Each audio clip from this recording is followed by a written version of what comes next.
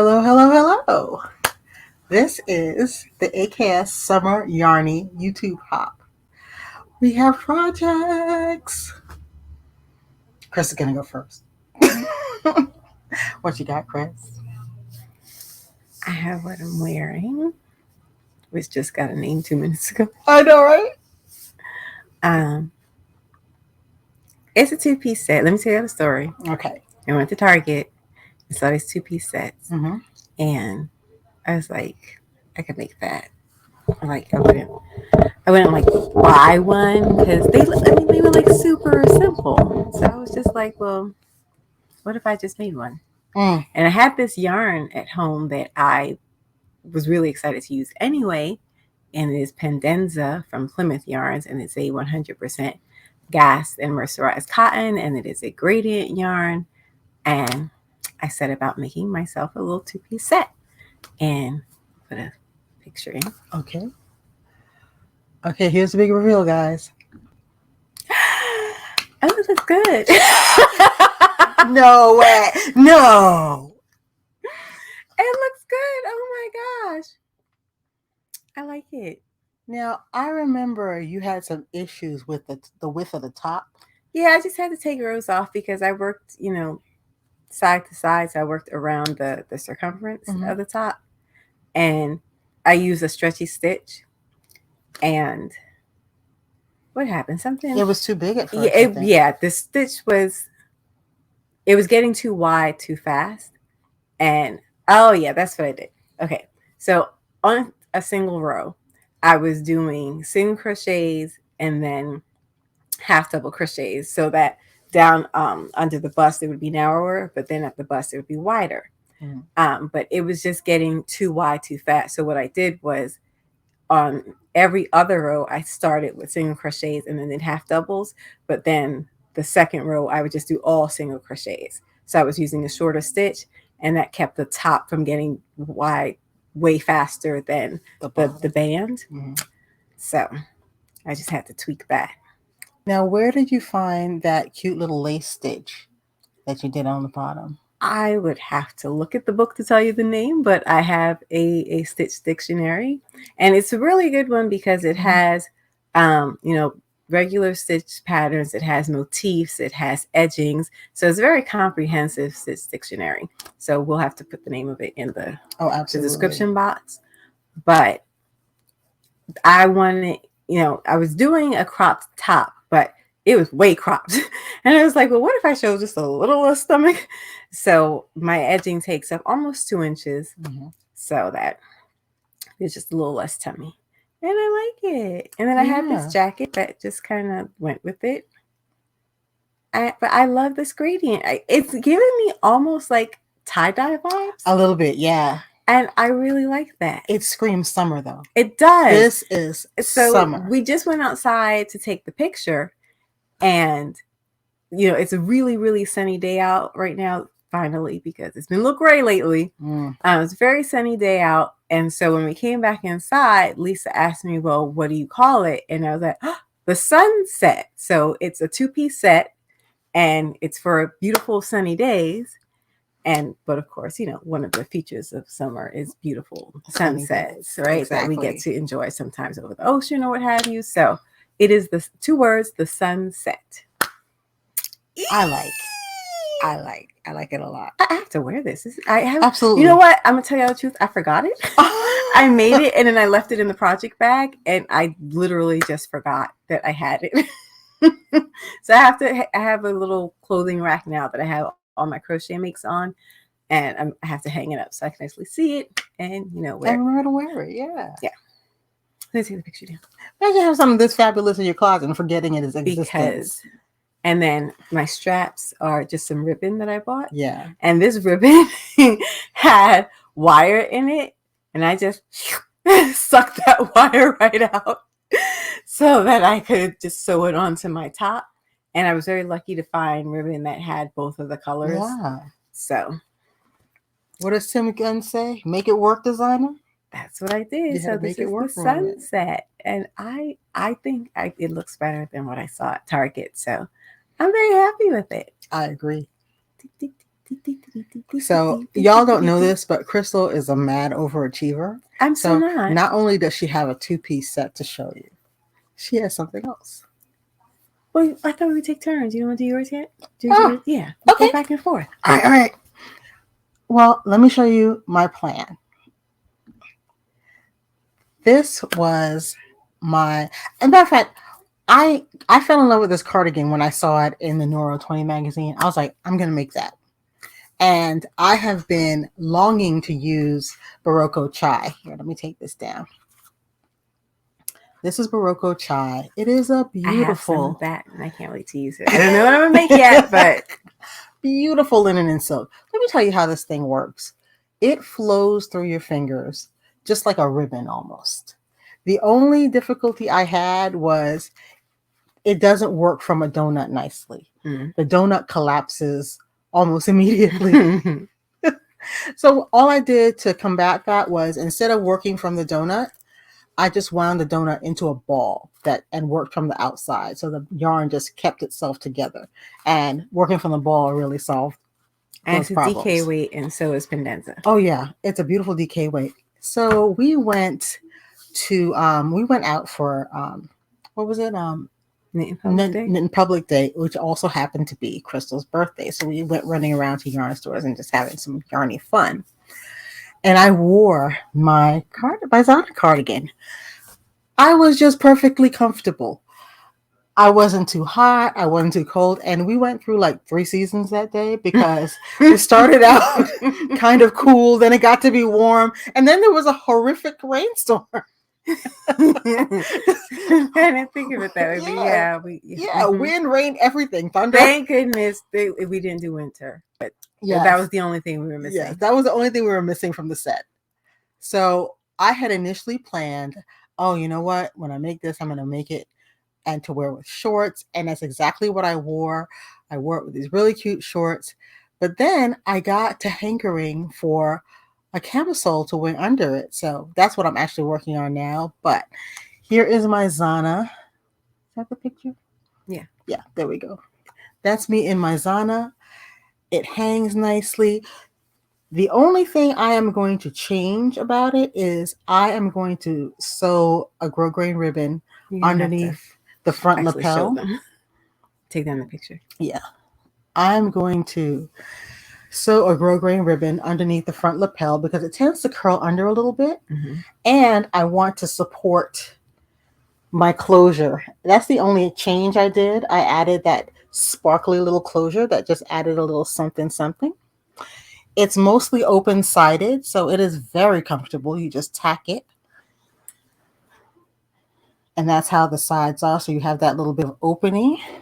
And once my cardigan, my outline tee is finished, I will have a complete summer twin set that I am just super stoked about. Let me show it to you one more time, just because I'm enjoying it. I'm like, look at that! But yeah, I'm in love. The pattern worked up just a treat. And I think it's written for... Is it fingering weight? Might have been written for fingering. That's the one that's made out of the paper yarn. Yeah. Oh no, it was it was written for this yarn that is actually iron weight, but I did it in DK, and I'm just very happy with it. The linen and silk are just perfect. But that's my Zana. So happy, so happy. And how long did it take you? A month. Well, it's 2 days shy of a month. That's like really great. I'm like, y'all don't know. She's just making things a little bit more zippily these days. Yes. And getting to wear them. Yeah, that's the great thing. I really enjoyed wearing it all day. And it was just so comfortable. I'm like, you know what? I don't like man-made fibers anymore. I don't like.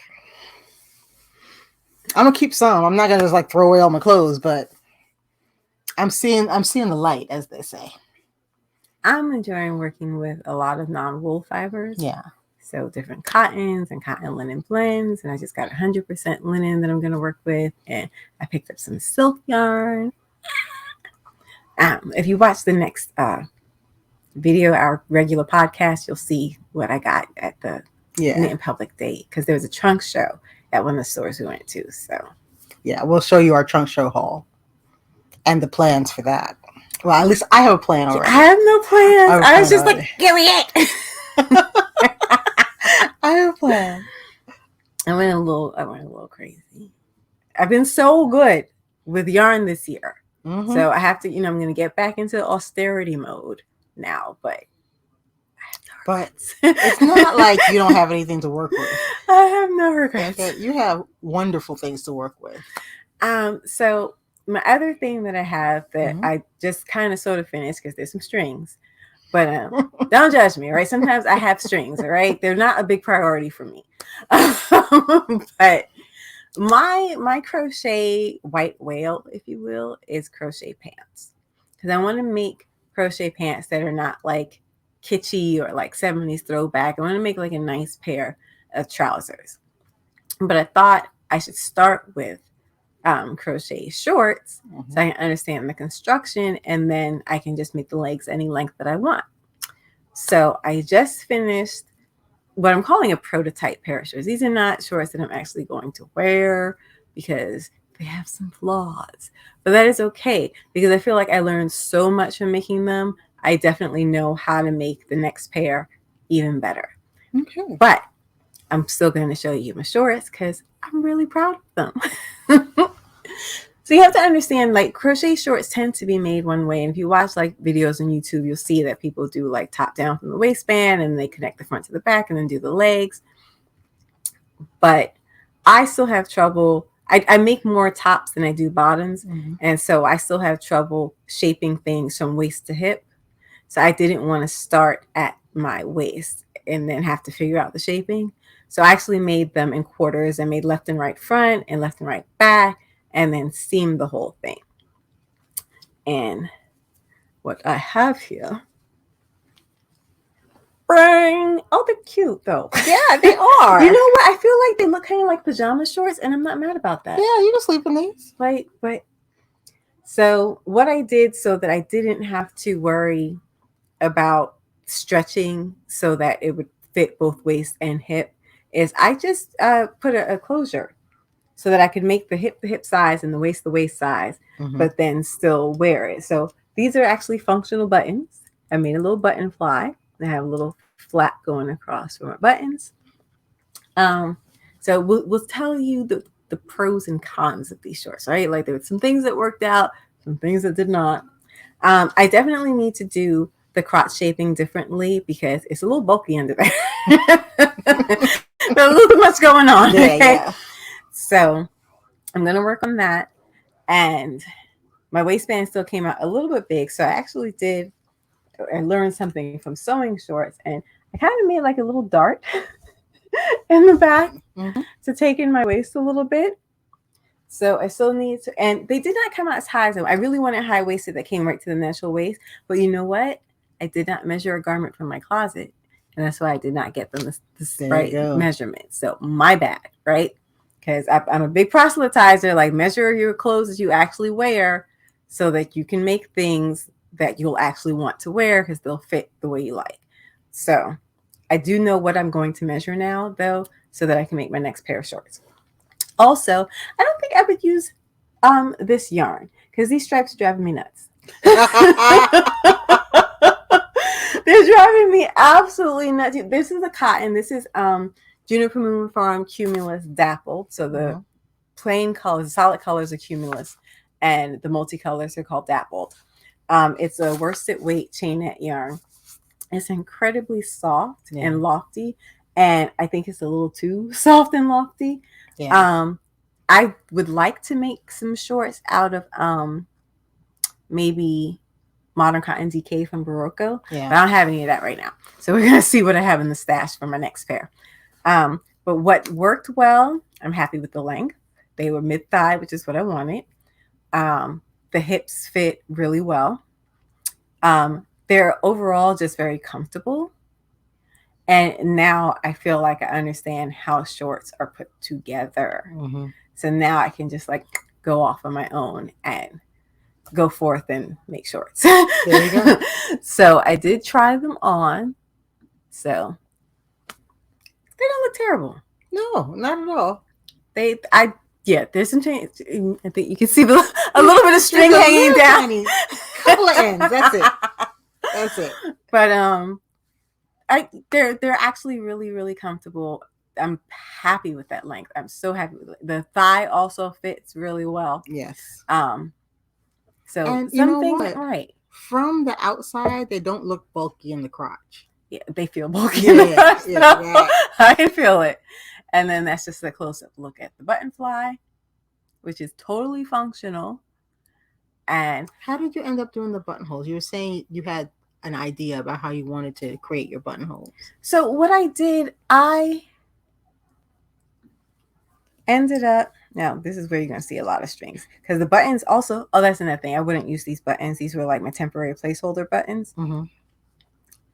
But what I did for the buttonhole, usually like as you're making your buttonhole, you skip a stitch, then you continue and you build up your buttonhole, and then you'll have a chain at the top to connect, the two sides of the buttonhole, and then you keep going.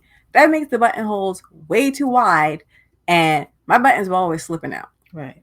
So all I did was I didn't skip a stitch.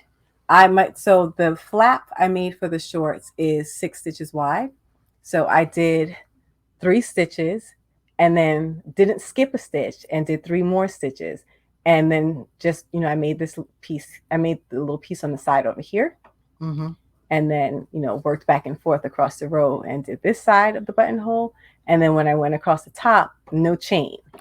So basically it's just a gap. Yes. And that kept the buttonhole much more taut, and my buttons stay closed. They don't slip open.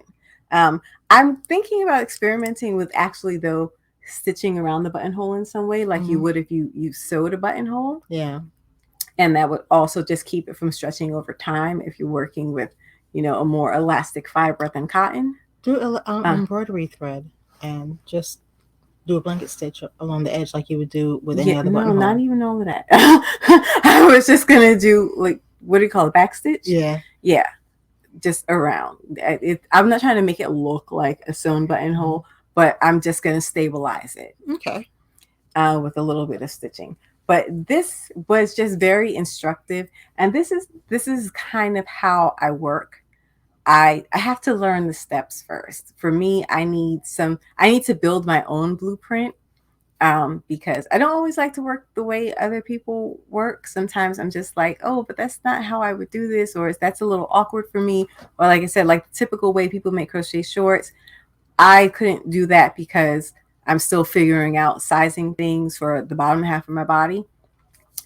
So this worked a lot better for me, and making it in quarters will give me a lot more flexibility in terms of my designs. Yes. So if I wanted to make different panels, different colors, I can do that without having to do like intarsia or something.